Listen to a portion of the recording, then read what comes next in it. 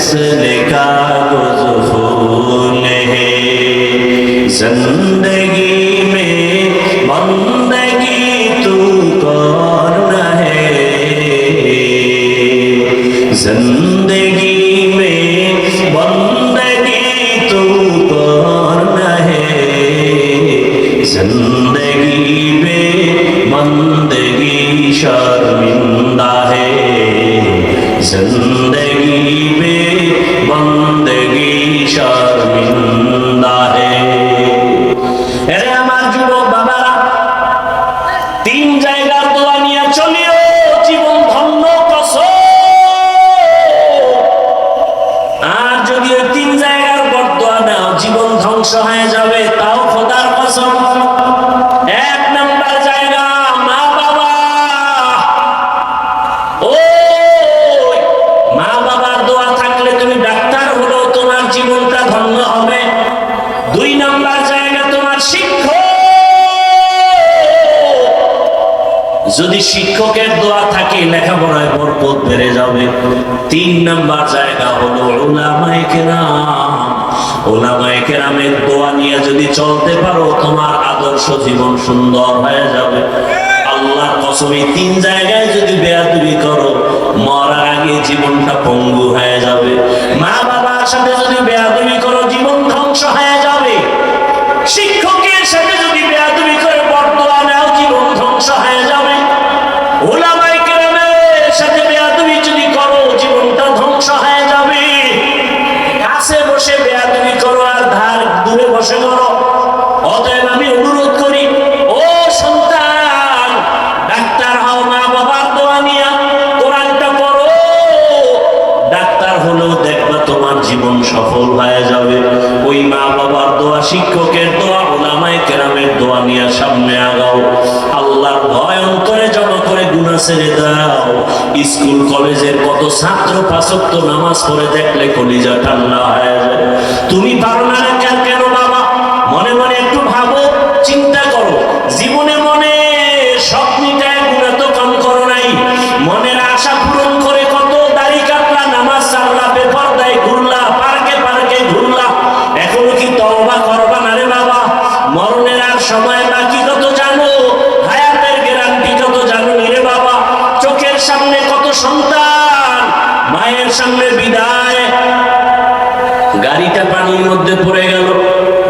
একটা ছোট বাচ্চা সাঁতার কেটে এসে উঠে এসে কান্না করে, আমার আম্মুকে বাঁচাও, আমার আম্মু পানির মধ্যে গাড়িতে আটকায় গেছে, আমার আম্মু যদি বাঁচতে না পারে আমি কাকে আম্মু বলে ডাকবো? আবার একজন নারী সাঁতার কেটে এসে বলে, আমার বাচ্চাটা গাড়ির মধ্যে পানির নিচে আটকানো, কেউ একটু বাঁচাও, আমি সন্তান ছাড়া কেমনে বাঁচবো রে বাবা? দুনিয়াটা কিছুই না। আজকে যদি ঘুমের মধ্যে তোমার মরণ হয়ে যায়, আগামীকাল সকাল 10টায় তোমার মা ডাকবে, বাবা তাড়াতাড়ি উঠো, কিন্তু জবাব হবে না।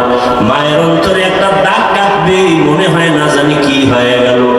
মা দরজা ভেঙে গিয়ে দেখবে, বাবার শরীর টাচ করে দেখবে বডি পুরো শক্ত কাঠের মতো, ঠান্ডা বরফের মতো। মা একটা চিৎকার দিয়ে বলবে, তোরা কোথায় আছো? আয় আয়, আমার কলিজার সন্তানটা দুনিয়ায় বেঁচে নাই। ও আমার যুবক বাবা, তোমার বাবাও চলে আসবে, যদিও তুমি আর আওয়াজ দিবা না, তবে আমার মাওলার কুদরতি ক্ষমতায় তুমি দেখতে চাইলে দেখবা। মা কান্না করবে, বাবা কান্না করবে। তোমার আমার গায়ের গেঞ্জিটা বেলেট দিয়া কেটে কেটে রেখে দিবে। হাতের ঘড়িটা আর একজনে দিয়া বলবে, এটা আমার ঘড়ি। তোমার মোবাইলটা আর একজনে নিয়ে বলবে, এটা আমার মোবাইল। তোমার আপন বন্ধুটা নাম্বারটা ডিলিট করে বলবে, বন্ধু নাই, মোবাইলের নাম্বার রেখেও লাভ নাই। বাবাই টেলিফোন করে বলবে, ইমাম সাহেব, আমার সন্তান বেঁচে নাই, জানাজা না দিয়া কোথাও যাবেন না। বাবায় কান্না করে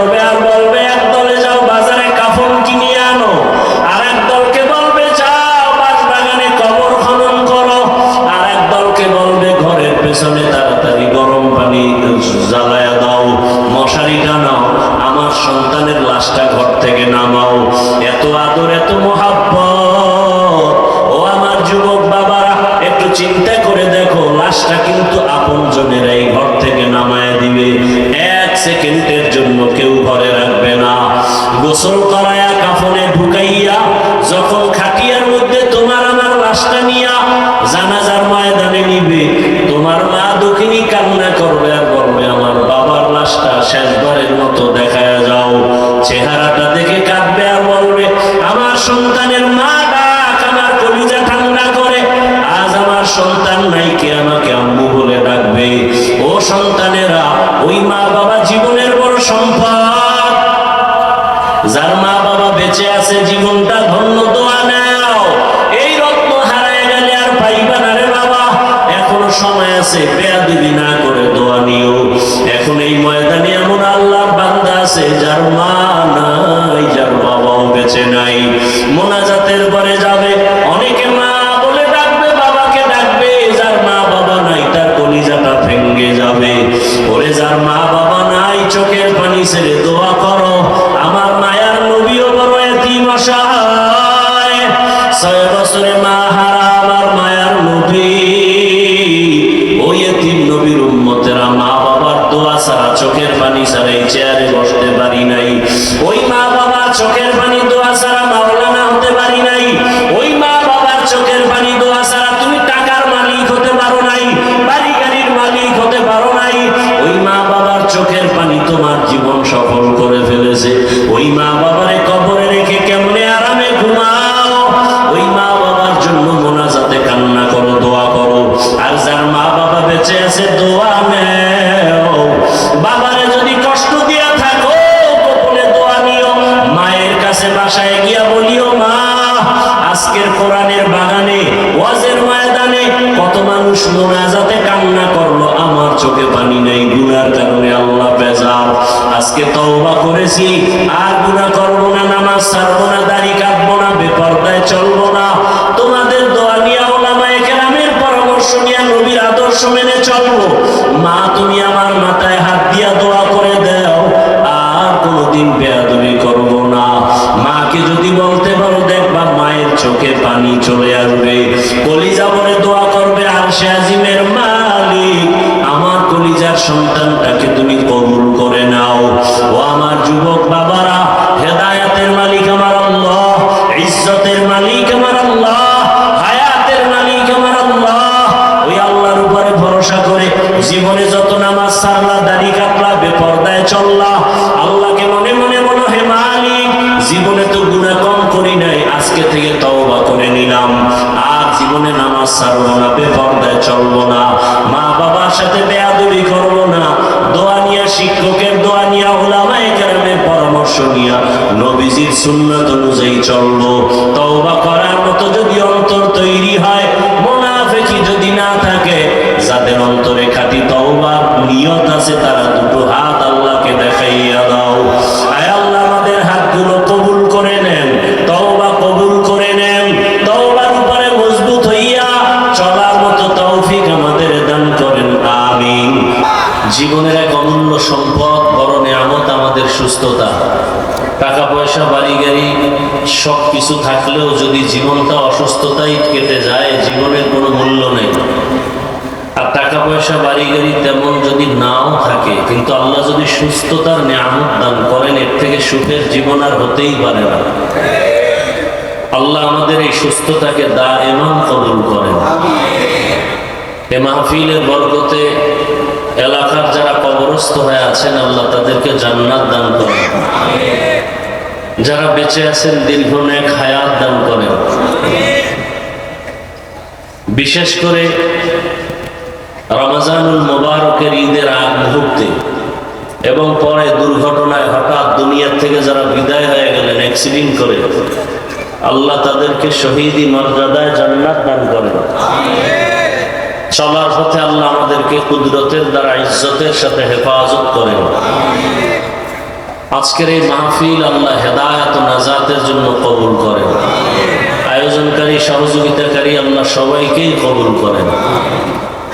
গতকাল এবং আজ হযরত উলামায়ে কেরাম কোরআন সুন্নাহ ভিত্তিক দিক নির্দেশনামূলক আলোচনা করেছেন, আপনারা শুনছেন। উলামায়ে কেরামদের কথাগুলো সহি তরিকায় আমল করার তৌফিক দান করেন। উলামায়ে কেরামের ইজ্জতকে আল্লাহ বেশি বেশি বাড়ায় দেন। যারা উলামায়ে কেরামের ইজ্জতকে কমানোর জন্য চক্রান্ত চালায়, আল্লাহ তাদের হেফাজত করেন, হেদায়েত দান করেন। আমি আপনাদের দোয়া নিতে আসছি বহু দূর থেকে, বহু কষ্টকে উপেক্ষা করে দ্বীনের স্বার্থে, এবং সংক্ষেপ দু চারটি কথা বলার নিয়তে কোরআনে হাকিমের এক আয়াতে কারিমা, নবীজির অসংখ্য পবিত্র হাদিস শরীফের থেকে একটি হাদিস আপনাদের সামনে আমি পেশ করেছি। আয়াত হাদিসের আলোকে সহি নিয়তে, সহি তরিকায়, সহি কিছু কথা আমাকে বলার মতো, আপনাদেরকে শুনবার মতো দয়াময় আল্লাহ তৌফিক দান করুন। ইয়া আইয়ুহাল্লাযীনা আমানুত্তাকুল্লাহ, আল্লাহ বলেন, হে মুমিন, নারী পুরুষ, ধনী গরিব, শিক্ষিত অশিক্ষিত, তোমরা আল্লাহকে ভয় করো তথা তাকওয়া অর্জন করো। ওয়ালতানজুর নাফসুম মা কদ্দামাত লিগাদ, তোমার সামনে একটা স্থায়ী জীবন আসতেছে, ওই জীবনের জন্য কি সম্বল সঞ্চয় করেছো, সেদিকে মনোনিবেশ হও। ওয়াত্তাকুল্লাহ, আল্লাহ আবার বলেন, আমাকে ভয় করো। ইন্নাল্লাহা খাবীরুম বিমা তা'মালুন, নিশ্চিত আল্লাহ পাক সকলের কৃতকর্মের অগ্রিম খবর জানেন। নবীজি বলেন, হুব্বুদ দুনিয়া রাকসু কুল্লি খাতিআ, দুনিয়ার ভালোবাসা, মহব্বত আর লোভ সব গুনাহের মূল। সমস্ত গুনাহের মূল কারণ হলো দুনিয়ার লোভ। এদিকে তাকান,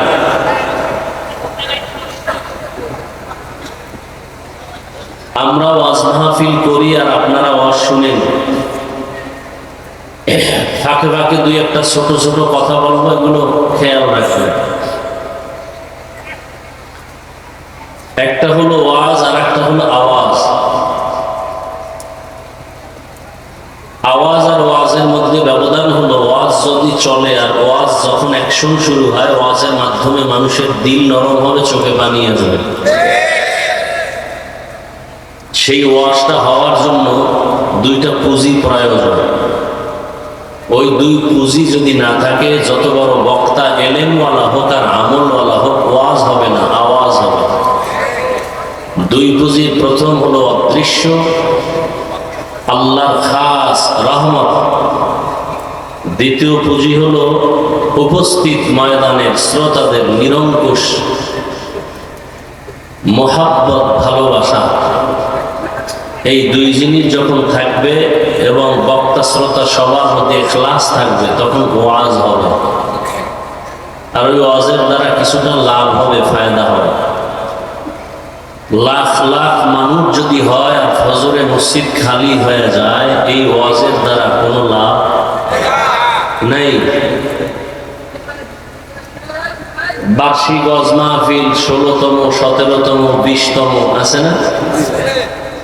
এই তম দেখতে দেখতে দেখি কমিটির কোনো পরিবর্তন নেই।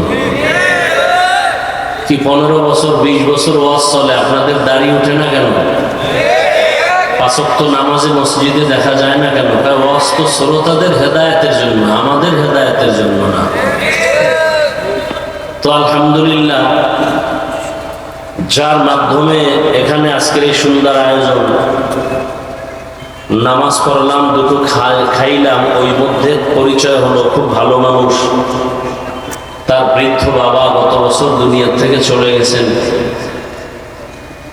খুব মোটামুটি দ্বীনের প্রতি আগ্রহী। তার বাবাও চেয়েছিলেন এখানে আমি আসবো, বয়ান করব। আসছি ঠিক, কিন্তু তিনি নেই। গত বছর এখানে বয়ান চলছিল, আজকেও বয়ান চলতেছে, কিন্তু গত বছরের শ্রোতাদের মধ্যে অনেকেই দুনিয়াতে নেই।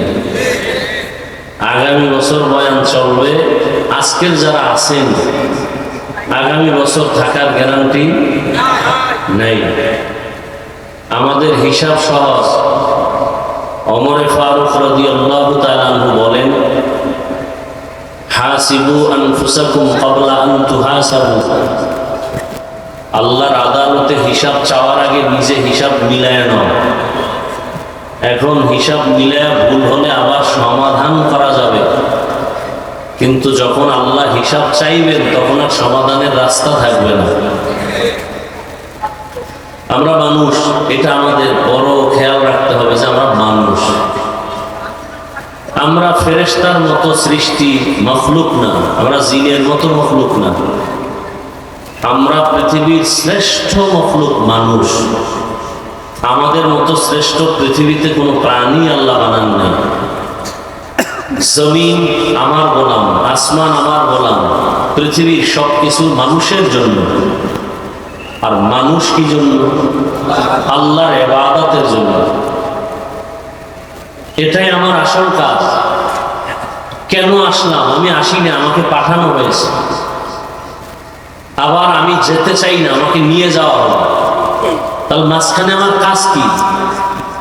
আমি আসতে চাই নাই। দুনিয়াতে আসার সময় মা এত কষ্ট করলেন কেন? বাচ্চা আসতে চায় না। বাচ্চা মায়ের গর্ভের খেলার মাঠ মনে করছে এখানে বড় আনন্দ, এর থেকে আর বড় আনন্দের জায়গা করি। আমরা আসতে চাই না এই দুনিয়াতে। দয়া করে আল্লাহ আমাদের পাঠিয়েছেন।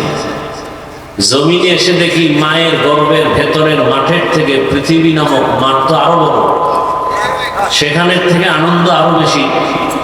এমন মায়ায় জড়ায় গেছে আর এখান থেকে যেতে মনে চায় না।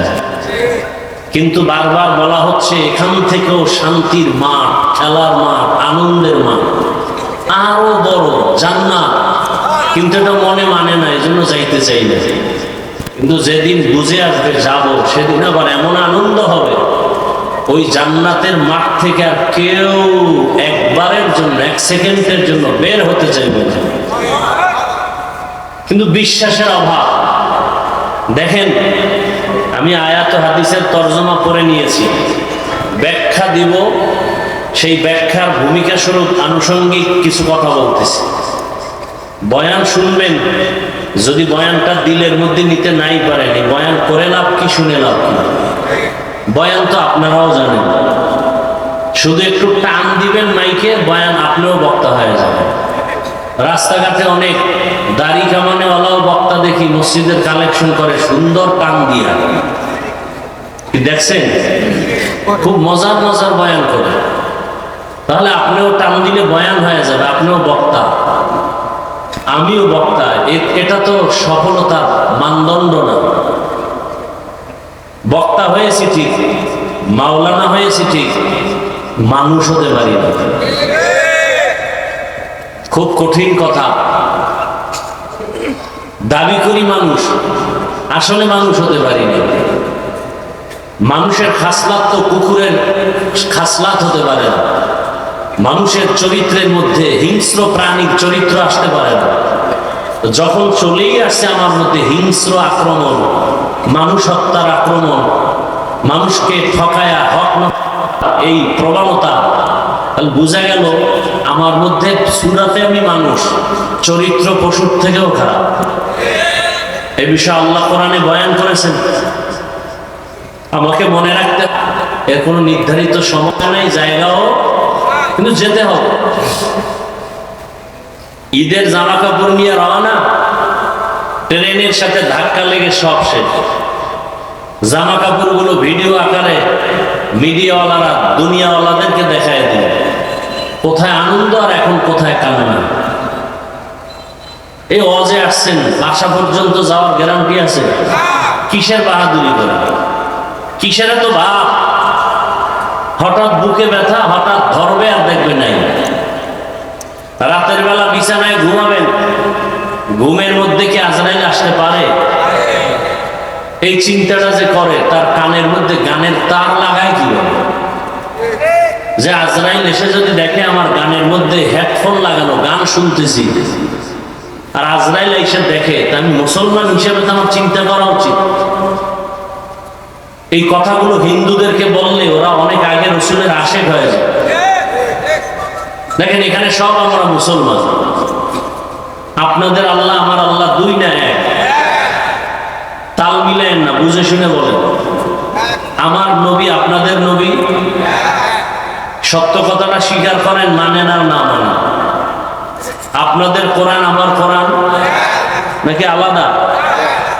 আপনাদের হাদিস আমার হাদিস, আপনাদের কালেমা আমার কালেমা, আপনাদের কাবা আমার কাবা, আপনাদের ধর্ম আমার ধর্ম। সত্যি? জবাব দেন, সত্যি? আচ্ছা, দুনিয়াতে আসছি, সিস্টেম কি আপনাদের একরকম আমারটা আর এক রকম? সব এক না? আপনাদের এলাকার মানুষ দুনিয়াতে আসার সময় লুঙ্গি পরে আসছিল, কথা বলেন। বিদায় বেলার সিস্টেমটাও আপনারও 3 কাফন, আমারও 3 কাফন হবে, মা বোনদের 5টা কাফন হবে, কালার হবে আলাদা। কি আমাদের হুজুরদের কাফনের কালার হবে একরকম, আপনাদের কাফনের কালার হবে ভিন্ন। কালার কি?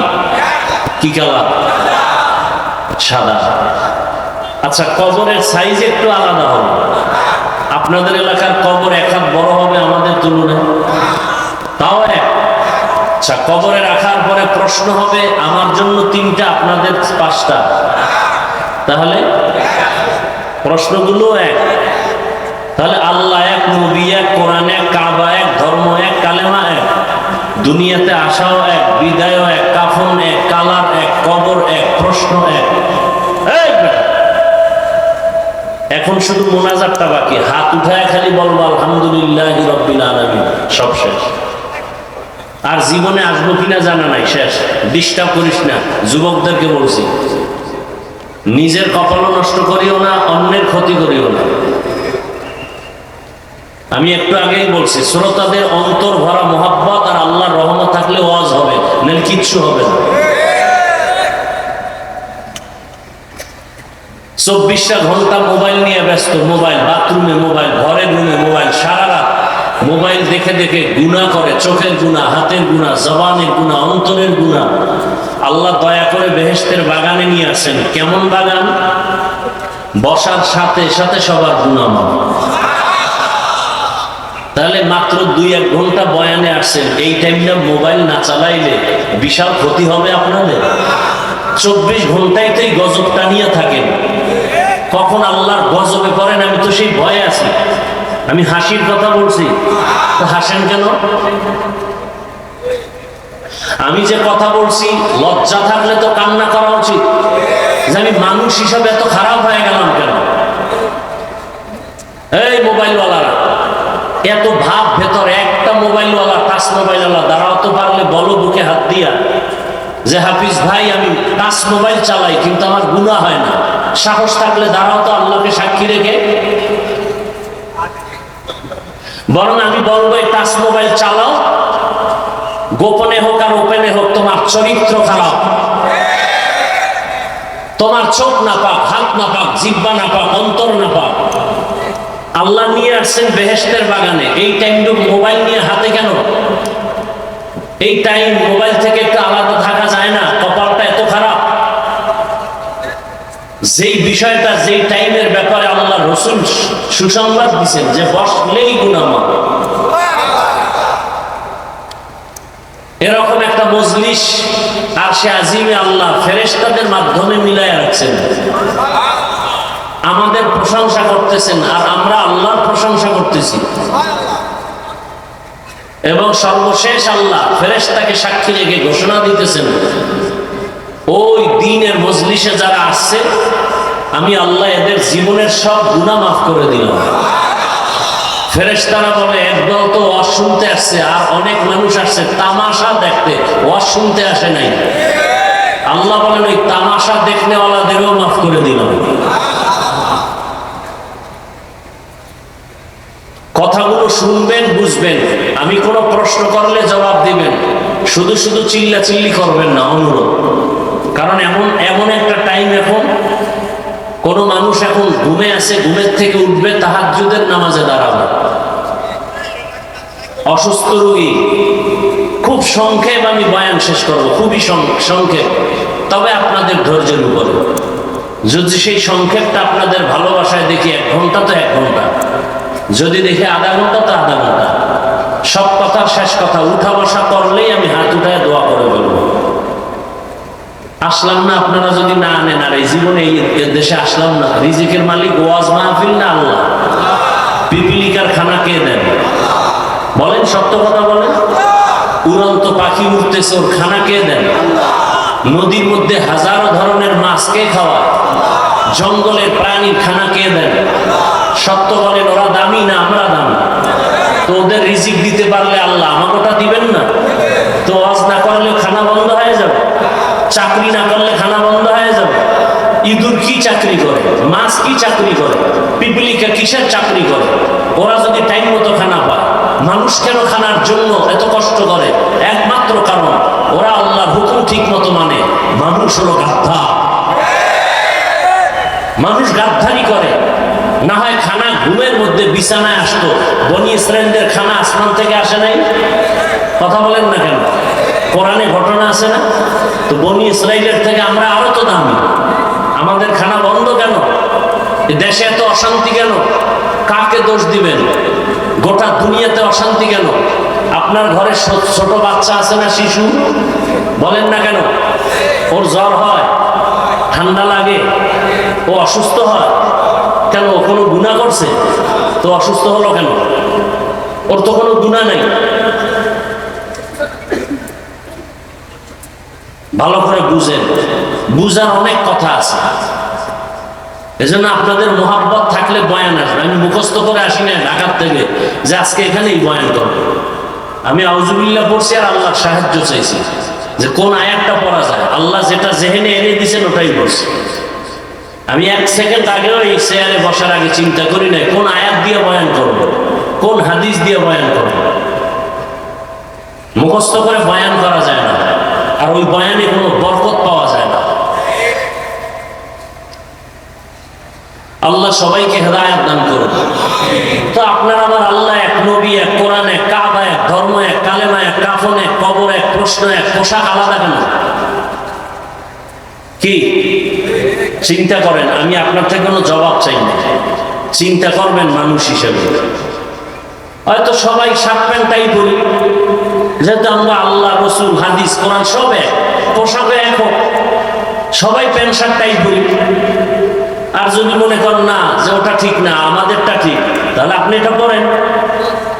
আপনি অজুহাত দিবেন আমার চাকরি চলে, তো চাকরির টাইমে আমি প্যান্ট শার্ট পরেন, মসজিদে প্যান্ট শার্ট কেন? চাকরির জন্য ওটা আপনার ইউনিফর্ম লাগবে, কিন্তু মসজিদে কি এটা লাগবে? তো আল্লাহর বাড়ি গেছেন, আল্লাহ তো চায় মুহাম্মদের পোশাক নিয়ে আসো। মুহাম্মদের পোশাক তো তাই না, মুহাম্মদের পোশাক তো দাড়ি ছাড়া না। সরকারের পোশাক হলো প্যান্ট শার্টটাই পরো। মেনে নিলাম কিছু সময়ের জন্য আপনি চাকরিতে যাবেন, ব্যবসায় যাবেন, আল্লাহর ঘরে যাবেন, সেখানে রসুলের পোশাক নাই কেন? আমি আপনার থেকে কোনো জবাব চাই না, কাউকে আঘাত দিতে চাই না, শুধু মানুষ হিসাবে কথাগুলো চিন্তা করবেন। আমি এখানে একজনকেও একবারও বলবো না যে সবাই হুজুর হও। হুজুর বানাইতে আমি ওয়াজে আসিনি। হুজুর বানানোর ওয়াজ আমাদের লাইনে বহু বক্তারা করেন, আলহামদুলিল্লাহ, ওটাও দরকার, কিন্তু আমি করি না। আমি এখন ভিন্ন লাইনে বয়ান করি। যারা স্কুলে পড়ে, কলেজে পড়ে, চাকরি করে, ব্যবসা করে, আমি বয়ানটা তাদের দিকে নজর করে করি যে ওখানে থেকে যেন জান্নাত পাওয়া যায়, সেই পরামর্শ দিতে আসছে। আমার বয়ানের টোটাল থিমটাই এটা। School, college, varsity, doctor, professor, engineer, OC, DC, SP, chairman, member, MP, এরা কিভাবে ওখানে থেকে জান্নাত পাবে সে পরামর্শ দিব। এটাই আমার টোটাল বয়ানের মূল থিম। আমি একবারও বলবো না মাদ্রাসায় যাও সবাই, একবারও বলবো না আপনার সন্তানকে মাদ্রাসায় পড়ানো। তার মানে কি আমি চাই না? আমি মাদ্রাসার বিরোধী না। আমি ওই সাইডটা বয়ান করি যে সাইডে অন্য ওলামায়ে কেরাম বয়ানটা কম করে। কারণ বয়ানে অনেক যুবকরা আসছেন, অনেক শিক্ষিত আল্লাহর বান্দারা আসছেন, এই কথাগুলো বলা দরকার। আমরা না বললে কে বলবে? বলার মানুষ নাই। আমি মরে যাব, বলার একটা লোক কমে গেল। এই মোবাইলের বিষয়ে যা বললাম, কয়জন বক্তা বলবে? আর শ্রোতাদের মধ্যে এমন আছে যে এত হুজুর ওয়াজ করলো গতকাল, আজ কারো বিবেকে ধাক্কা লাগলো না মোবাইল নিয়ে? আপনার এত ধাক্কা লাগলো কেন? প্রয়োজনে বক্তা বাদ দিব, মোবাইল বাদ দিব না। এরকম নষ্ট অন্তরালা এই ময়দানে আছে না নাই? বলবে বক্তা বাদ, মোবাইল বাদ দেওয়া যাবে না, ওটা নিয়ে জাহান্নামে যাওয়ার পরে মোবাইল ছাড়বো। কি মোবাইলের দ্বারা কি নেক আমলের প্রতিযোগিতা চলে না গুনাহের প্রতিযোগিতা চলে? স্বামী স্ত্রীর মাঝে দূরত্ব কেন? মোবাইল। কথা বলেন না? স্বামী মোবাইলে লক নাম্বার দিয়ে রাখছে, স্ত্রী জানে না। এরকম কুলাঙ্গা, চরিত্রহীন, লম্পট স্বামী আছে না নাই? সত্য কথাটা বলবেন ভালো করে। স্বামী যদি স্ত্রীকে মোবাইলের লক নাম্বার না দেয়, নিঃসন্দেহে ওই স্বামী চরিত্রহীন। আবার আসতে বলেন কেন? স্ত্রীর থেকে আর স্বামীর কাছে আপন আছে কেউ? তো স্ত্রী মোবাইলের লক নাম্বার জানবে না কেন? অবশ্যই ওই স্বামীর মন খারাপ, নষ্ট অন্তর। কথা বলেন না কেন? ঠিক তেমনি ভাবে আম্মাজান যদি মোবাইলের লক নাম্বার স্বামীকে জানতে না দেয়, ওই মহিলাও চরিত্রহীনা। ধ্বংস করে ফেলেছে মোবাইল আমাদের সবকিছু। চরিত্র শেষ, লেখাপড়া শেষ। সন্তান মা বাবার মাঝখানে ডিভাইডেড করে ফেলেছে মোবাইল। আজকে মোবাইল না দিলে সন্তান মাকে মারে, মোবাইলে এমবি না ভরলে টাকা না দিলে বাবাকে মারে। শিক্ষকের সাথে বেয়াদবি এই মোবাইলের কারণে। আল্লাহ মোবাইলের গুনাহ থেকে হেফাজত করে। এখানে কোনো বাতাস নাই নাকি বুঝলাম না কিছু। এটা এখানে আনেন, বড় বড় আনেন, এদিকে একটু কষ্ট করে দেন তো, এদিকে দেন। আর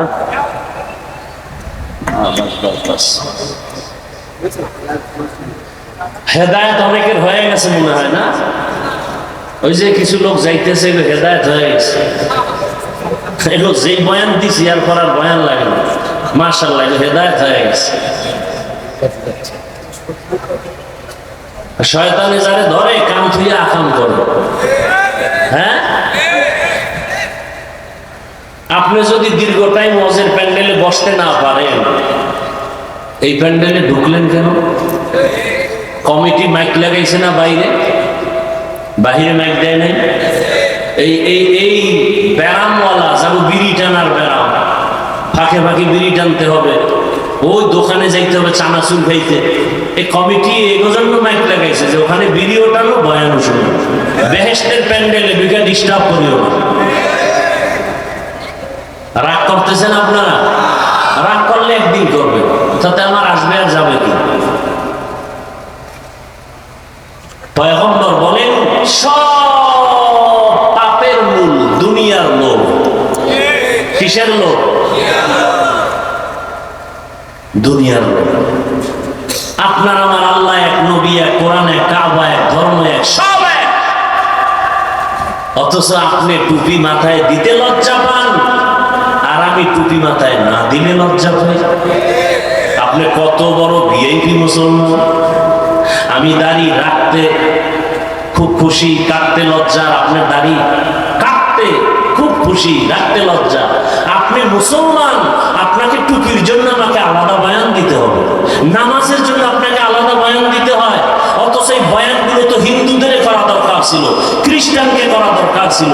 অথচ আপনি মুসলমানকে বয়ান করতে করতে 12 মাস ঘুমানোর টাইম পেয়ে না। 12টা মাস। আল্লাহ বলে না মানুষ 30 দিন একদিন ফাঁকা নাই, প্রতিদিন প্রোগ্রামে দৌড়াচ্ছি, মুসলমানের বয়ান করি। এবার বুঝেন আমরা ভুলে আসি না আপনারা ভুলে আছেন বুঝি না। আপনিও এক আল্লাহ মানেন, আমিও সে আল্লাহকে মানি। অথচ আপনাকে টুপির জন্য আলাদা বয়ান দিতে হয়, আপনাকে কোরআন হাদিস অনুযায়ী আলাদা হালাল রিজিকের বয়ান দিতে হয়, হারাম থেকে বাঁচার বয়ান দিতে হয়। বিষয়টা কি? বয়ান এভাবে দিতেছে সব আলেমরা, তাবলীগওয়ালারা, পীর মাশায়েখরা, জুমার খতিবরা। এত বয়ান, আমল কেন শূন্য? আল্লাহর কসম করে বলছি ছোট ছোট কিছু কথা বলবো, মনে রাখবেন। কিয়ামত পর্যন্ত এই বয়ানে কাজ হবে না, যতদিন পর্যন্ত একটা মেডিসিন আমাদের এই কলবে না ঢুকবে। কয় মেডিসিন? জবাব দিতে হবে। ওই এক মেডিসিনের নাম তাকওয়া। তাকওয়া মানে আল্লাহর ভয়। কার ভয়? আল্লাহর ভয়। এই ভয়টা অন্তরে না আসার পেছনে বাধা দুনিয়ার লোক। কিসের লোক? যে বয়ান করতেছি সবাই কিন্তু বয়ান জানে, মিথ্যা বলা হালাল না হারাম? অথচ মিথ্যা না না বলে কেউ ঘর থেকে যায় না, মোবাইল কানে নিয়ে মিথ্যা, দোকানওয়ালা মিথ্যা বলে, মা বাবা মিথ্যা বলে, সন্তানরাও মিথ্যা বলি, আমরাও মিথ্যা বলি। জানি মিথ্যা বলা মহাপাপ। কেন বলি? ভাবতেছি মিথ্যা বললে নগদ কিছু লাভ হবে। কিসের লোভ? বলে না, দুনিয়ার লোভ। এ কারণে পীর সাহেবের বয়ানও অন্তরে আসে না, বক্তার বয়ানও কলবে ঢুকে না, তাবলীগওয়ালাদের বয়ানও কলবে ঢুকে না। ঢুকে না তো ঢুকেই না, উল্টা আরো বিরোধিতা করে। এরকম বেয়াদব আছে না নাই? নিজে নামাজ পড়ে না, নামাজের বয়ান যারা করে তাদের বিরোধিতা করে। নিজে দাওয়াত তাবলীগে যায় না, তাবলীগের বিরোধিতা করে। অথচ বাংলাদেশে আমি এখানে এরকম থানা, আশাশুনি থানার মানুষকে বলবো, একটা লোক পারলে দাঁড়ায় বলেন, হাফিজ ভাই আমি প্রশ্ন করি, জবাব দেন। বাংলাদেশের মধ্যে দাওয়াত তাবলীগের দ্বারা বলেন দেশের প্রতি সরকারের কোন ক্ষতি হয়েছে? ইসলামের ক্ষতি হয়েছে? আমাকে বুঝায় দেন, আমি একা তাবলীগের বিরুদ্ধে মাঠে ময়দানে বয়ান করবো, যদি ধরাই দিতে পারেন যে হ্যাঁ তাবলীগের কারণে একদল আগে নামাজ পড়তে এখন নামাজ পড়ে না, একদল আগে দাঁড়িয়ে রাখতো এখন দাঁড়িয়ে রাখে না, আছে কোনো প্রমাণ? বলেন। আরে ভাই সত্য কথাটা মানেন আর না মানেন, অন্তত স্বীকার করেন যে হ্যাঁ এটা সত্য। কওমি মাদ্রাসার কারণে আমার দেশের ক্ষতি, সরকারের ক্ষতি, ইসলামের কোনো ক্ষতি হয়েছে? বলেন একজনে দাঁড়ায় যে হ্যাঁ হয়েছে, ধরায় দিবেন প্রমাণ সহ, আমি কওমির বিরুদ্ধে নেমে যাব। বরং লাভ হয়েছে অনেক, তাহলে আপনি বিরোধিতা করেন কেন? একমাত্র কারণ আপনার দাড়ি নাই, টুপি নাই, নামাজ নাই, পর্দা নাই, হালাল নাই, হারাম নাই, আপনার ছেলে নামাজ পড়ে না, মেয়ে পর্দা করে না, স্ত্রী ঠিক মতো নামাজ পড়ে না। আপনি যদি নামাজি বান্দার পিছনে লাগেন, বোঝা গেল ওরা খারাপ না, আপনি মূলত খারাপ। কিসের লোভ? লোভে পাপ, পাপে মৃত্যু। মান আহাব্বা সুন্নতি কওলে রাসূল মজদায়ে কানামাই হামকুন কবুল। দুনিয়ার লোভে পড়ে আজ গোটা দুনিয়ার মানুষ উল্টা পাল্টা পথে দৌড়ায়। আমরা কথায় কথায় বলি লোভে পাপ, পাপে মৃত্যু হয়। এই লোভ আবার তিন প্রকার। কয় প্রকার? হুব্বে যা, হুব্বে মাল, হুব্বে নিসওয়ান। সম্মানের চেয়ার পাওয়ার লোভ। কি পাওয়ার লোভ? সম্মানের চেয়ারের লোভ। দ্বিতীয়টা হলো সম্পদের লোভ, টাকা পয়সার লোভ।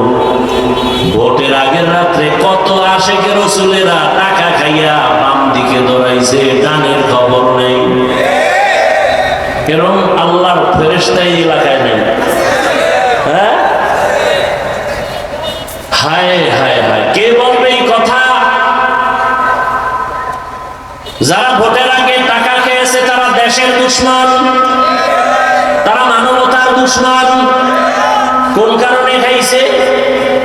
দুনিয়ার লোভ। কি ভাই, আপনাদের আশাশুনি থানায় অথবা আপনাদের পাশে কোনো বড় বাজারে ভালো একটা দেশি দামি মুরগি কিনবেন, 1000-এর নিচে পাবেন না। ঠিক। ভালো একটা খাসি কিনবেন, কত বলেন? বলেন কত দাম? 20,000। ভালো মানের একটা দেশি গরু কিনবেন, কত হাজার? 1 লাখ। একটা গরু কত? 1 লাখ। এরে আমার যুবক, বৃদ্ধ বাবাজি, পর্দার আড়ালের মা বোনেরা, আল্লাহ পশুকে ভালো মন্দ যাচাই করার বিবেক দেন নাই, মানুষকে দান করেছেন। একটু চিন্তা করেন, একটা মুরগি যদি 1000 হয়, একটা খাসি ছাগল কিনতে গেলে যদি 20,000 প্রয়োজন হয়, একটা গরু কিনতে যদি 1 লাখ লাগে, মানুষের দাম কি কম না বেশি? মানুষ কেন 500 টাকায় ভোটের আগে বিক্রি হয়েছে? ওরা মানুষ না, ওরা গরুর চেয়েও খারাপ, ওরা ছাগলের চেয়েও খারাপ, ওরা মানুষ না। ওই যে শুরুতে বলছিলাম না, সূরাতে মানুষ। আপনারা মাঝে মাঝে ধান খেতে দেখেন, বিশাল লাঠির মধ্যে একটা জামা পরানো, জামা দেখছেন নি? মাথায় একটা হাড়ি বসানো, রসের হাড়ি। দূরের থেকে তাকাইলে মনে হয় মানুষ, কাছে গিয়ে দেখবেন আসলে কি মানুষ। বিভিন্ন শপিং মলে গিয়ে দেখবেন এভাবে হাত দিয়া ডাকে, আসেনি? প্লাস্টিক, ভিতরে কিছু নাই, দেখতে মনে হয় মানুষ, কিন্তু রুহু নাই। আমরা সূরাতে মানুষ বক্তা হয়েছি, মাওলানাও হয়েছি, মানুষ হতে পারি নাই।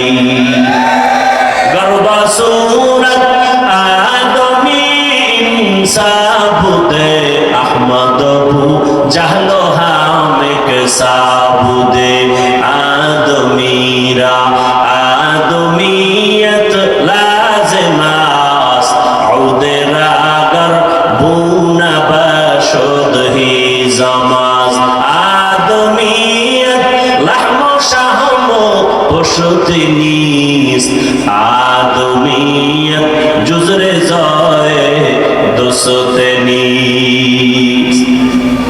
আবু জাহল মানুষ, একই সূরাতে আকৃতিতে রহমতের নবী আমার, অথচ আবু জাহালকে দেখলে সবাই ঘৃণা করে। আর আমার রহমতের নবী, যাকে এক নজর দেখার জন্য গর্তের পিপিলিকা আরজি পেশ করে আল্লাহর কাছে, গর্তের সাপ এক নজর রাসূলকে দেখার জন্য আশিক হয়েছে, পাগল পাড়া। যেই রাসূলের চেহারা এত লাবণ্যতা, এত রূপ, এক নজর দেখলেই 7 দিনের ক্ষুধা নিবারণ হয়ে যায়। ওগো নবীর উম্মতেরা,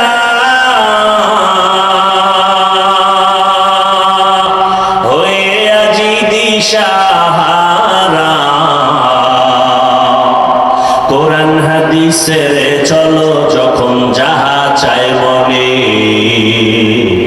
নবী বিনে কে তরাবে পুরসিরাত মিজানে, নবী বিনে কে তরাবে পুরসিরাত মিজানে। উম্মতের কান্ডারি নবী,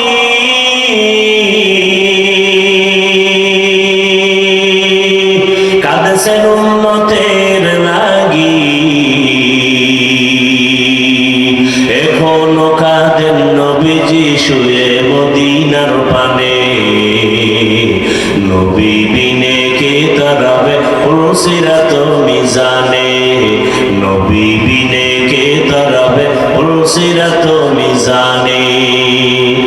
ইমামুল আউয়ালিন আখিরিন বহরে সাদকা রাহমাতাল লিল আলামিন, সাইয়্যিদুল কাউনাইন খাতমুল মুরসালিন, আখির আমদ বুদে ফখরুল আউয়ালিন। দুনিয়ার লোক 3 প্রকারের। প্রথম হলো সম্মানের চেয়ারের লোক, দ্বিতীয় প্রকার হলো টাকা পয়সা পাওয়ার লোক, তৃতীয় প্রকার হলো যৌবনের লোভ। কত যুবক মা বাবাকে পর্যন্ত অস্বীকার করে ভিন্ন একটা যৌবনের তাড়নায় মেয়ের পেছনে গিয়া। কথা বলেন না কেন? কিসের লোভ বলেন? শুদ্ধ খাসালাত মর্দানা দানিশা সোহবত সব ইয়ারগবাত বাজানা। দুনিয়ার লোভের কোনো ভ্যালু নাই। ও আল্লাহর বান্দা, স্বপ্নে বন্দা স্বপ্নে ঘুমের মধ্যে দেখে বিলকিসের সিংহাসনে উঠতেছে, স্বর্ণের পেয়ালায় নাস্তা রেডি, খাইতে যাবে, এমন সময় স্বপ্ন ভেঙ্গে দেখে নিজের সেরা কাঁথা নিয়ে বসে আছে। দুনিয়াটা স্বপ্নের মতো, মিথ্যা ছলনা। জনমের কালা মানুষ বিউটি পার্লারে গিয়া চাঁদের মতো উজ্জ্বল হয়ে যায়, আছে না নাই? জীবনের কালো বিউটি পার্লারে গিয়ে এত সুন্দর হয়ে গেল। এই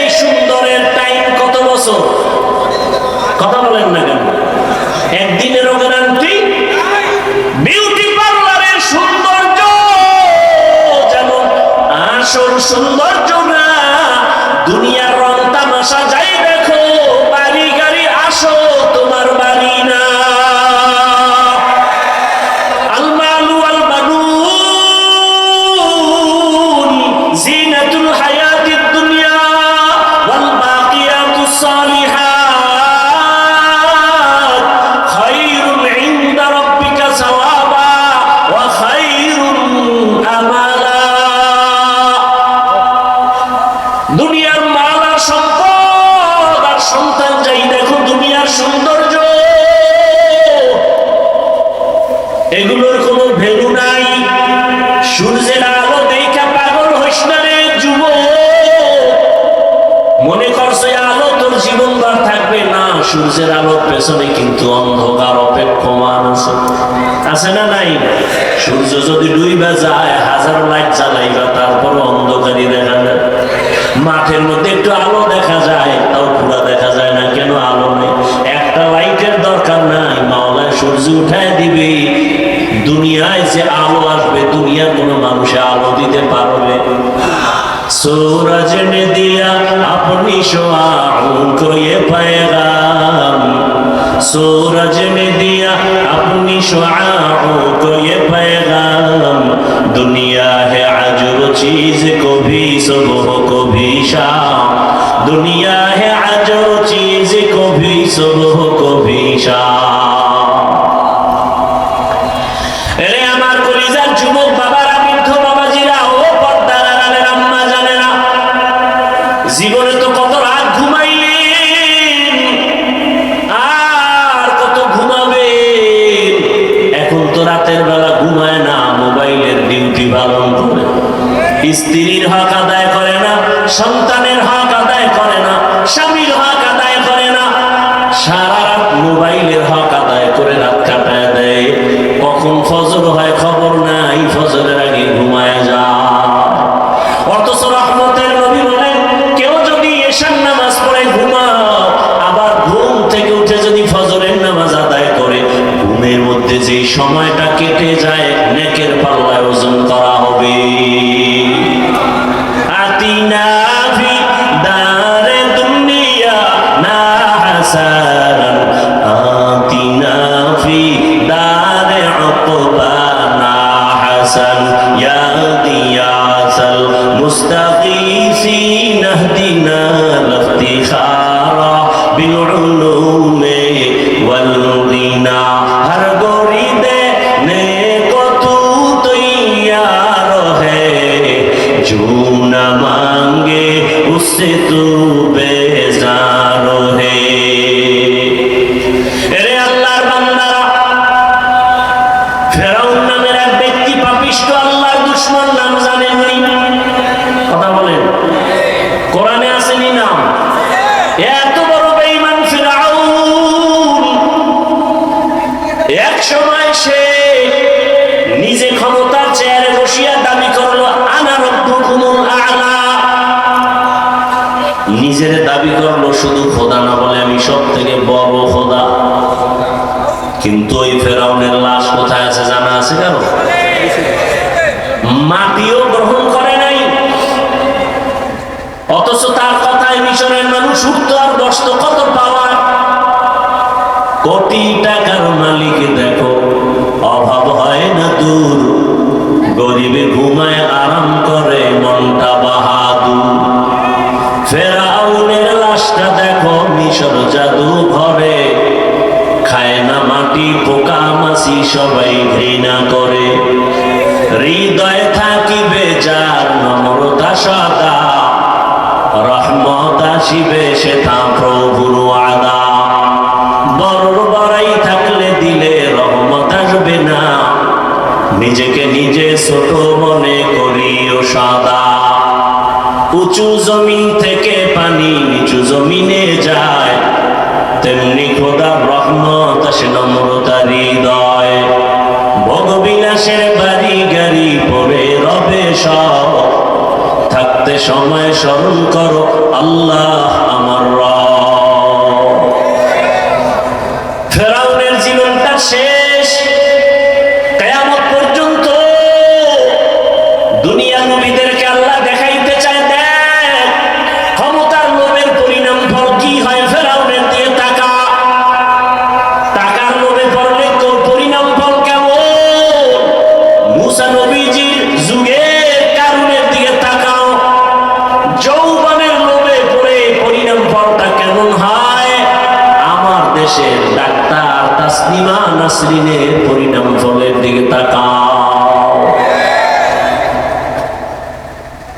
মরলেও তার লাশটা জমিনে আসবে কিনা সন্দেহ।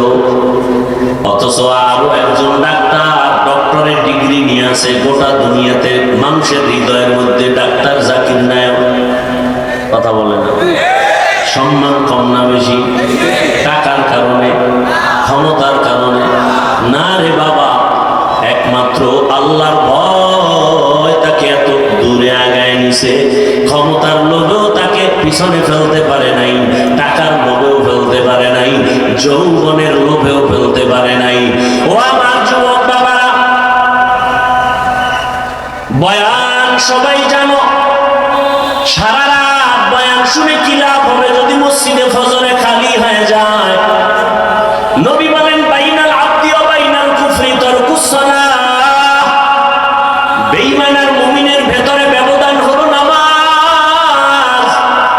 বেঈমানেরা নামাজ পড়ে না, মুমিনেরা নামাজ ছাড়ে না। এরে আমার যুবক, আল্লাহ বলেন আমাকে ভয় কর, দুনিয়ার লোক থেকে নিজেকে বাঁচাইয়া সামনে আগাও। তোমার সামনের জীবন হবে অনন্তকালের জীবন। ওই জীবনের সম্বল সঞ্চয় করো। আল্লাহ কয় সম্বল সঞ্চয় করতে গিয়া ব্যবসাও ছাড়তে হবে না, চাকরিও ছাড়তে হবে না, লেখাপড়াও ছাড়তে হবে না। ব্যবসা করে, চাকরি করে, লেখাপড়া করে, আখিরাতের লাইনেও চলে, এমন নাই? যুবক বাবারা, ভালো করে একটু নজর দিয়ে তাকাও গভীরভাবে। তোমার মতো কত যুবক স্কুলে পড়ে, কলেজে পড়ে, জেনারেল লাইনে থাকিও 5 বেলার নামাজ পড়ে, সত্য সাক্ষী দেওয়া আছে না নাই? আর ওয়াজের দরকার নেই, এটাই তোমার জীবনের আসল ওয়াজ। তুমি নিজেকে প্রশ্ন করো, তুমি পারো না কেন? ও যুবক বাবা, তোমার মতো কত জেনারেল লাইনের মানুষ রাস্তায় গাড়ি চালায়, 5 বেলার নামাজ পড়ে, তুমি পারো না কেন? ও ব্যবসায়ী ভাই, আপনার মতো কত ব্যবসায়ীরা ব্যবসা করে, নামাজ পড়ে, 1 টাকাও হারাম পথে অর্জন করে না, আছে না নাই? আপনার বিবেক দিয়ে একটু প্রশ্ন করেন, আপনি কেন পারবেন না? র্যাব, আর্মি, পুলিশ, বিডিআরের চাকরি করে, ডাক্তার, প্রফেসর, ইঞ্জিনিয়ারের চাকরি করে, 5 ওয়াক্ত নামাজ পড়ে, আছে না নাই? আমি সারা বাংলাদেশে এই চিৎকারটা দেই, ও যুবক, ও পর্দার আড়ালের মা, ও বাবারা, সন্তানটাকে ডাক্তার বানাবেন, ইঞ্জিনিয়ার বানাবেন, প্রফেসর বানাবেন। ও যুবক, তুমি আমি দোয়া করে গেলাম, এতগুলো মানুষ আমিন বললে কবুল হবে না? আমি দোয়া করবো, সবাই আমিন বলবে। ও যুবক, আমি দোয়া করি তুমি ডাক্তার হও, ইঞ্জিনিয়ার হও, প্রফেসর হও, ওসি, ডিসিএসপি হও, চেয়ারম্যান, মেম্বার, এমপি হও, তবে একটা ছোট দাবি, বেয়াদব হইও না।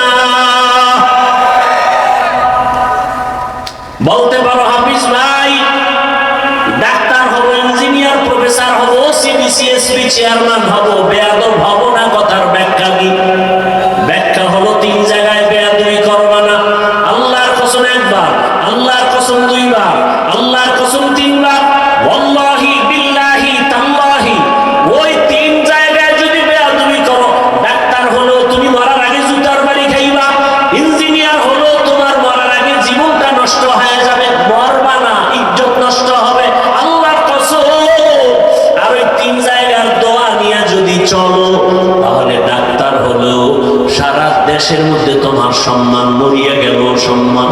ওই যে ভুলে গেছো কয়েক মাস আগে আসমান হাদির কথা, রাস্তা দিয়ে হাঁটে, মানুষ এসে 50,000 টাকার বান্ডিল দিয়ে কয়, নাও হাদি ভাই নাও।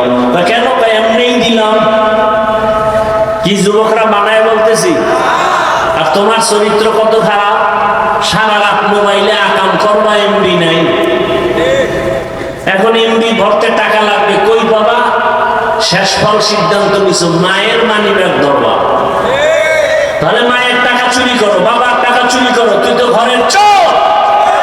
মা বাবার ঘরে তুই অভিশাপ, তোর কারণে মা শান্তি পাবে না, তোমার চরিত্রের কারণে বাবার কামাই রুজিতে বরকত হবে না। এই কথাগুলো মনে রাখেন। যেই ঘরের মা, যেই ঘরের সন্তান চুরি করে, ওই ঘরে বাবা কোটি টাকা কামাই করলো শান্তি থাকে না, অশান্তি। যেই ঘরের মা স্বামীর টাকা দান করে না জানাইয়া, আল্লাহর কসম, ওই সংসারে এই জন্যই যে প্রবাদ আছে না, সংসার ধন্য হয় রমণীর গুণে, সংসার ধ্বংস হয় নারীর কারণে। একটা মা বড় দামি, একজন মায়ের অবদানের কারণে স্বামী ভালো হয়ে যায়। একজন নারী এত দামি, একজন নারী একদিকে মা আর একদিকে স্ত্রী, ঠিক নেই? আবার এক সময় শাশুড়ি, কথা বলেন না কেন? তাহলে একজন মা সন্তানের মা হিসাবে সন্তানের কাছে আদর্শ। সন্তান মাকে দেখে দেখে শিখে, বাবারে দেখে বেশি না মাকে, মাকে বেশি দেখে। এজন্য পৃথিবীর বড় দার্শনিক ইমাম গজালি রাহমাতুল্লাহ আলাইহি বলেন, প্রত্যেকটা সন্তানের জন্য প্রাথমিক শিক্ষিকা হলো তার মা। মা যা শিখায় তাই শিখে। মা সন্তানকে শিখাবে আল্লাহ, সন্তান তাই শিখবে। মা নামাজ পড়বে, সন্তানটাও নামাজি হবে। বলতে হবে না পড়, এমনি এমনি পড়া শুরু করে। মা যখন আজান শুনে না, কাপড় টেনে দেয় মাথার উপরে, বাচ্চা ফালায় দেয়, মা কয় গুনা গুনা। বাচ্চা বুঝে না গুনা।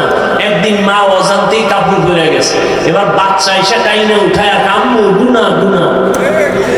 কি মা যখন উজু বানায়, বাচ্চা গিয়া উজু বানায়, মা সুন্দর করে উজু বানায়, কিন্তু বাচ্চা তো বুঝে না, ও উজু বানাইতে গিয়া হাফ গোসল করে ফেলছে।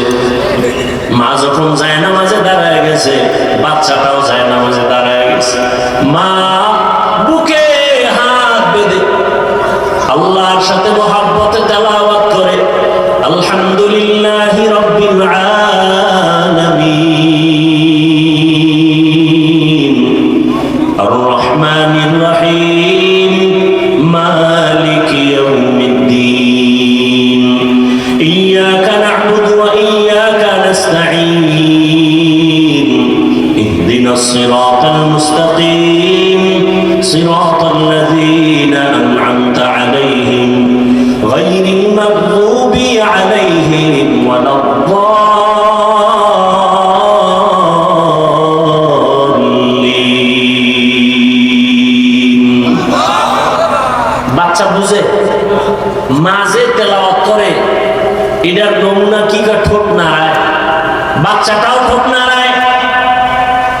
মা যখন রুকুতে যায়, বাচ্চাও রুকুর মধ্যে যায়। দেখছেন নি কোনদিন? নামাজি বলেন না, দেখবেন কি? মা যখন সেজদায় যায়, শিশু বাচ্চাটাও মায়ের পাশে সেজদায় চলে যায়। মা নাক আর কপাল ঠেকায় সেজদায় গিয়া বলে সুবহানা রাব্বিয়াল আ'লা। পাশে শিশু বাচ্চাটা নাক আর কপাল ঠেকায় না, গাল লাগাইয়া এরপরে মায়ের দিকে তাকায় তাকায় ঠোঁট নাড়ায়। আমার মালিকের কুদরতি অন্তরে মায়ার জোশ। ও ফেরেশতা, বাচ্চা ঠোঁট নাড়ায় কেন বলো? ফেরেশতা বলে ওর মা ঠোঁট নাড়ায় এজন্য। বলে ওর মা কি বলে? বলে ওর মা বলে সুবহানা রাব্বিয়াল আ'লা। আল্লাহ বলে লেখো, এই বাচ্চাও বলে সুবহানা রাব্বিয়াল আ'লা। আর এই বাচ্চার সওয়াবগুলো মায়ের আমলনামায় দিয়া দাও। গাছ ভালো হলে এরে আম্মা জান, আমাকে আমার আম্মা জান ছোটবেলা থেকে তেলাওয়াত শিখাইছেন, গজল শিখাইছেন। 6 বছর থেকে রোজা ভাঙি না। আর আপনার সন্তান 15-17 বছর রোজা রাখে না। কিছু বাবা আছে অযোগ্য, রোজা রাখার কথা বললে বলে না, চেহারা নষ্ট হয়ে যাবে। ওই আব্বা জানরে জিজ্ঞাসা করি, বাবা মোবাইল চালাইয়া গুনাহ কইরা যে সন্তানের চেহারা নষ্ট হলো, এইবার কি জবাব দিবা? রোজা রাখলে চেহারা নষ্ট হয়, মোবাইলে যে চেহারা নষ্ট হলো, এর জবাব কি? কিসের লোক? দুনিয়ার লোক। সব ধ্বংস হয়েছে দুনিয়ার লোক। লাভ কি? বাড়ির লোক, গাড়ির লোক। আজকে বাড়ি পড়ে আছে, বাড়িওয়ালা নাই। জঙ্গলে জঙ্গলে দৌড়ায়, এই বাড়ির কোনো লাভ নাই। দুনিয়া কিছুই না। ও দুনিয়ার মানুষ, ইয়া আইয়ুহাল্লাযীনা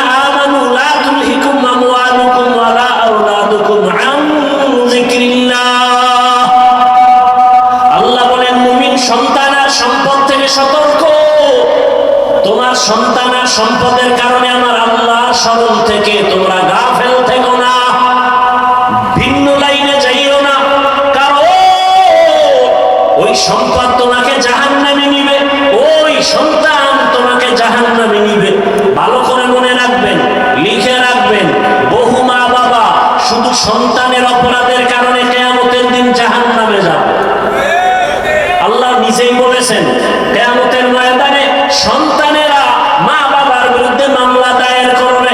আমাকে মা বাবা নামাজের বয়ান দেয় নাই, রোজার কথা বলে নাই, কোরআন তেলাওয়াত শিখায় নাই, আল্লাহর কাছে বলবে রব্বানা ইন্না আতা'না সাদাতানা ওয়া কুবারানা ফাআদাল্লুনা সাবিলা রব্বানা আতিহিম যিফাইনি মিনাল আযাব ওয়ালআনহুম লা'নান কাবীরা। সূরা আহজাব 67 নম্বর আয়াত। কিয়ামতের ময়দানে সন্তান আল্লাহকে বলবে আমি বেনামাজি হই নাই, আমার মুরব্বী, আমার লিডার, আমার মা বাবা বেনামাজি বানাইছে। তখন আল্লাহ বলবে তোর বিবেক দিয়ে চললি না কেন? বলে এটা ভুল হয়ে গেছে, আজকে তোর বিবেকের বিচার হবে, তোর মা বাবারও বিচার হবে। এজন্য আল্লাহ বলেন ইয়া আইয়ুহাল্লাযীনা আমানু কু আনফুসাকুম ওয়া আহলিকুম নারা ওয়াকুদুহান নাস ওয়াল হিজারা আলাইহা মালাইকাতুন গিলাযুন শিদাদুন লা ইয়াসুনাল্লাহা মা আমারাহুম ওয়া ইয়াফআলুনা মা ইউমারুন।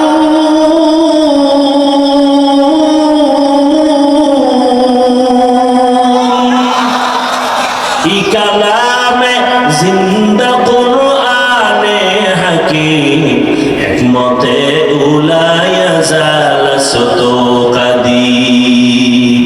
ভাইরা আমার, আল্লাহ বলেন মুমিন জাহান্নাম থেকে নিজেকে বাঁচাও, তোমার আহালকেও বাঁচাও। কারণ মানুষ আর পাথর দ্বারা জাহান্নামের আগুনকে প্রজ্বলিত করা হবে। এরে আমার যুবক, ডাক্তার হবে আদব হইও না, ইঞ্জিনিয়ার হবে আদব হইও না। তার মানে 3 জায়গায় বেয়াদবি চলবে না, মনে আসেনি? খুব কষ্ট হইতেছে না? এত দূরের পর চাইলেও পারি না, মাদ্রাসার পেরেশানি, কত কাজ ছেড়ে এরপরে এদিকে আসছে। এদিকে আবার আন্তর্জাতিক ভাবে বিপদ, তেলের ঝামেলা। কেউ বলে তেলের অভাব নাই, অথচ মানুষ কিলাকিলি করে প্রতিদিন। অনেক জায়গায় মানুষ মরিয়া গেছে। অভাব না থাকলে এত এত মারপিট কেন? আল্লাহ সব মুসিবত থেকে আমার দেশ ও জাতিকে হেফাজত করে, গোটা বিশ্বকে হেফাজত করে। ভাইরা আমার, আর সামান্য একটু সময় নেই, ধৈর্য হবে, আল্লাহ কবুল করেন। জিন্দেগি মে বন্দেগি তু করনা হে, জিন্দেগি মে বন্দেগি তু করনা হে, जिंदगी पे बंदगी शर्मिंदा है, जिंदगी पे बंदगी शर्मिंदा है। दुनिया में हो दुनिया का तलबगार ना हो, बाजार से गुजर हो खरीदार ना हो। ये दुनिया एक मिसले कागज फूल है। अल्हम्दुलिल्लाहि रब्बिल आलमीन वस्सलातु वस्सलामु अला सय्यिदिल अंबिया'i वल मुरसलीन व अला आलिहि व अस्हाबिहि अजमाइन। या अरहमर राहिमीन, या अरहमर राहिमीन, या अरहमर राहिमीन। रब्बिरहमहुमा कमा रब्बयानी सगीरा। अल्लाहुम्मा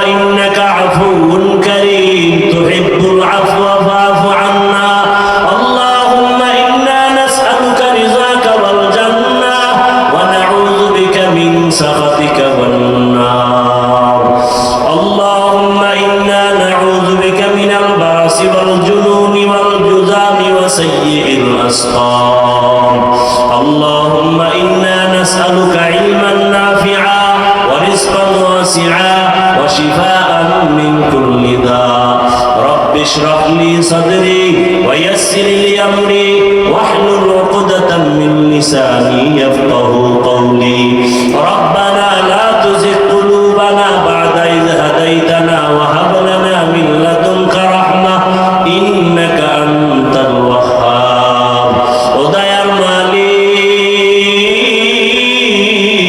গুনাহের বোঝা নিয়ে আপনার দরওয়াজায় হাজির আয় আল্লাহ কত উলামায়ে কেরাম কত মুরব্বি হাজী সাহেব ব্যবসায়ী চাকরিজীবী পর্দার আড়ালের কত মা বোনেরা যুবক ছাত্র বাবারা আমরা সবাই জাহান্নামের আসামি গুনাহগার তওবার নিয়তে হাত তুলেছি দয়া করে আমাদের মাফ করে দেন আল্লাহ গুনাহমুক্ত জীবন দান করেন আয় আল্লাহ মা বোনদের আবেদা পর্দাওয়ালা বানায় দেন আয় আল্লাহ মাহফিল কবুল করে নেন আয়োজনকারী সহযোগিতাকারী দান সদকাকারীদের কবুল করে নেন এলাকায় শান্তি দান করেন আল্লাহ সন্তানগুলো নেককার বানায় দেন মা বোনদের আবেদা বানায় দেন লেখাপড়া যারা করে পরীক্ষার্থী কামিয়াবি দান করেন সুন্নাত ওয়ালা ইজ্জতের জীবন দান করেন আয় আল্লাহ আমার কলিজার যুবকদের দ্বীনের খাদেম বানায় দেন মোবাইলের গুনাহ থেকে আমাদের হেফাজত করেন মোবাইলের গুনাহ থেকে বেঁচে থাকার তৌফিক দান করেন আয় আল্লাহ শয়তানের ধোঁকা থেকে হেফাজত করেন সারা দুনিয়াবাসীকে মাফ করে দেন আল্লাহ আয় আল্লাহ যুদ্ধরত অবস্থা থেকে গোটা দুনিয়াবাসীকে স্বাভাবিক জীবনে ফিরায় দেন প্রবাসে যারা ব্যবসা চাকরি করে হেফাজত করেন বাংলাদেশ শান্তির দেশ বানায় দেন দেশের জন্য দিনের জন্য যারা জীবন দিল মাফ করে দেন এখনো যারা চেষ্টা করে কবুল করে নেন আয় আল্লাহ প্রশাসনিক ভাবে যারা কাজ করে দেশ ও দিনের খাদেম বানায় দেন আয় আল্লাহ পরস্পরের রিয়া হাসাদ কিবির দূর করে ইখলাস তাকওয়া দান করেন দুনিয়ার লোভ থেকে আমাদের হেফাজত করেন পাঁচ ওয়াক্ত নামাজ বা জামাত আদায়ের তৌফিক দান করেন আদবওয়ালা বিনয়ী জিন্দেগি দান করেন নবীজির রওজা মুবারক বাইতুল্লাহ জিয়ারতের জন্য কবুল করে নেন আয় আল্লাহ তাআলা উলামা তালাবা উম্মতের অন্তরে ইজ্জত মুহাব্বত রহমত বাড়ায়া দেন আয় আল্লাহ ইলম হিলম হিকমত আমলে বরকত বাড়ায়া দেন মুখালিফের মুওয়াফিক বানায়া দেন জাহিরি বাতিনি দুশমনের মোকাবেলায় বিজয় দান করেন চলার পথে হেফাজত করেন আল্লাহ আয় আল্লাহ তাআলা সাবিরিন শাকিরিন জাকিরিনদের অন্তর্ভুক্ত বানায়া দেন মসজিদ মাদ্রাসাগুলো কবুল করে নেন অন্যান্য শিক্ষা প্রতিষ্ঠান নবীর আদর্শে কবুল করে নেন আয় আল্লাহ মা বাবা সন্তান ওস্তাদ ছাত্রদের মাঝে মুহাব্বত বাড়ায় দেন বেয়াদবির থেকে হেফাজত করেন আল্লাহ যারা ব্যবসা চাকরি করে হালাল ভাবে বরকত বাড়ায় দেন অভাব দূর করে দেন ঋণ আদায়ের ব্যবস্থা করে দেন আয় আল্লাহ সারা দুনিয়ায় খেদমতের জন্য ইজ্জতের সাথে কবুল করে নেন আয় আল্লাহ মেহেরবানি করে বাতিলের মোকাবেলায় বিজয় দান করেন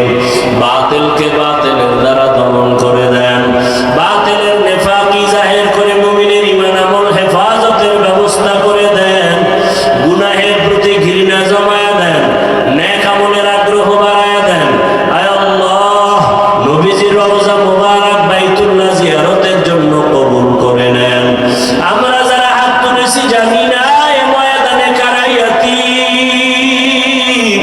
জীবনে আর বাবার চেহারাও দেখবে না কে যেন মা হারা অসহায় মেহেরবানি করে জান্নাতের ফয়সালা করে দেন যারা বেঁচে আছেন হায়াত বাড়ায় দেন অসুস্থ যারা সুস্থ বানায় দেন দীর্ঘ নেক হায়াত দান করেন আল্লাহ দীর্ঘ নেক হায়াত দান করে আওয়াজে কথায় রুহানিয়াতে স্পষ্টতা রূপ বাড়ায় দেন সামিঈন নাযিরিনদের অন্তরে ইজ্জত মুহাব্বত রূপ বাড়ায় দেন নবীজির মুহাব্বতে দিলের নেক আশা পূরণ করে দেন মা বোনদের কবুল করে নেন আয় আল্লাহ সন্তানদের আদর্শ সন্তান বানায় দেন আমার কলিজার প্রত্যেকটা যুবকের দিনদার বানায় দেন নবীজির মুহাব্বতে আমাদের দোয়া কবুল করে নেন হাসবুনাল্লাহু ওয়া নি'মাল ওয়াকিল নি'মাল মাওলা ওয়া নি'মান নাসির ওয়া সাল্লাল্লাহু তাআলা আলা খাইরি খালকিহি মুহাম্মাদুন ওয়া